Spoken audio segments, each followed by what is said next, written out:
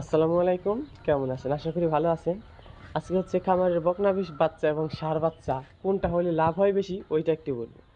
যারা আমরা প্রান্তিক পর্যায়ে আছি তারা মনে করি যে যদি খামারে বকনা বাচ্চা হয় তাহলে হয়তো লাভ না, আর যদি ষাঁড় হয় তাহলে বছর শেষে একটা 2 বছর পর গরুটা বিক্রি করলে অন্ততপক্ষে 2 লক্ষ 2.5 লক্ষ বিক্রি হয়। কিন্তু আমি মনে করি যদি খামারে একটা করে বকনা বাচ্চা হয় তাহলে আপনার গরুর খামারে কিন্তু লাভ না, গরুর খামারে হচ্ছে সম্পদ বৃদ্ধি পায়।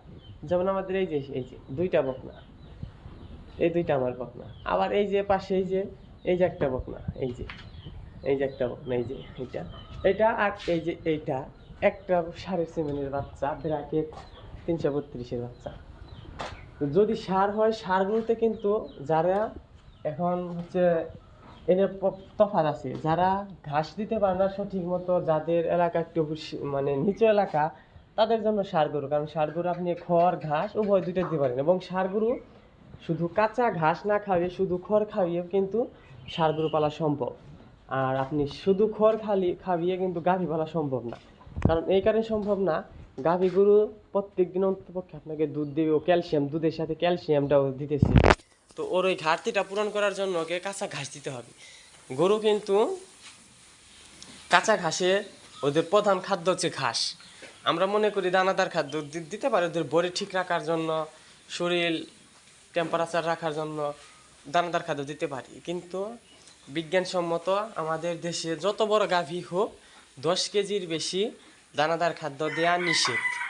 ঠিক আছে, এখন আপনি 15 কেজি দানাদার খাদ্য দিয়ে আপনি কিন্তু 20 কেজি 25 কেজির গাভী পালতে পারবেন, কিন্তু আপনি একটু হিসাব করেন, যদি 10 কেজির একটা দানাদার খাদ্যর রেশন 50 টাকা করে হইলেও পার ডে 500 টাকা আসতেছে। তাহলে 500 টাকা যদি আপনার একটা গাভীর দানাদার পিছনে খরচ যায়, তার পেছনে আপনারা একটা ঘাসের জমি আছে করছেন, এবং আপনার শেড করছেন, আপনি ঘাস একজন লেবার রাখছেন আনার জন্য, তাহলে সব কিছু মিলে দেখবেন আপনার খামারে কিন্তু লাভ নেই। এখন 50 টাকা করে দানাদার খাদ্য পাওয়াটা একটু মুশকিল এখন, কারণ গমের ভুসি 60 টাকা, বুটের ভুসি 60 টাকা, মশারির ভুসি 50 টাকা, তো সয়াবিন মিলের দাম আরও বেশি। তো 50 টাকা এবার আছে ধরলেও কিন্তু আপনার, আমি মনে করি 600 টাকা একটা গাভীর পিছিয়ে 10 কেজি দানাদার খাদ্য দিলে লাগে। কিন্তু যদি আপনি কাঁচা ওই 10 কেজি দানাদার খাদ্য টাকা দিয়ে যদি আপনি গাভীকে 30 কেজি 50 কেজি 60 কেজি কাঁচা ঘাস খাওয়াতে পারবেন, কারণ 5 টাকা কেজি কাঁচা ঘাস পড়ে। আর যদি আপনি দানাদার খাদ্য দেন, 1 কেজি দানাদার খাদ্যের দাম 60 টাকা, তাহলে 1 কেজি দানাদার খাদ্যের দাম যদি 60 টাকা হয়, তাহলে 5 কেজি দানাদার খাদ্যের দাম কত হইব হিসাব করেন। তাহলে আমরা যদি 1 কেজি দানাদার খাদ্যর টাকা দিয়ে আমরা কিন্তু 5 টাকা কেজি হইলে 10 কেজি দানাদার ঘাসের দাম হচ্ছে 50 টাকা, তাহলে 10 কেজি খাদ্য দিতে পারতেছি ঘাস। তো গরু কিন্তু আমাদের দানাদার খাদ্যের উপর নির্ভর করা যাবে না, গরুগুলারে কাঁচা ঘাসের উপর নির্ভর করতে হবে। যেমন আমার গরুগুলার আমি কাঁচা ঘাস এবং খড় দুটাই খাওয়াই, কারণ শুধু যদি কাঁচা ঘাস খাওয়ায় তাহলে দেখা যায় সমস্যাটাও একটু, গোবরটা একটু নরম হয়ে যায়।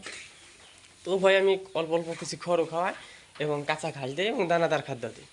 আমার এই গাভীগুলোর আমি 3 কেজি 4 কেজি 5 কেজি দানাদার খাদ্য বেশি দিই না, মানে 5 কেজির উপরে আমি কোনো সময় দিই না।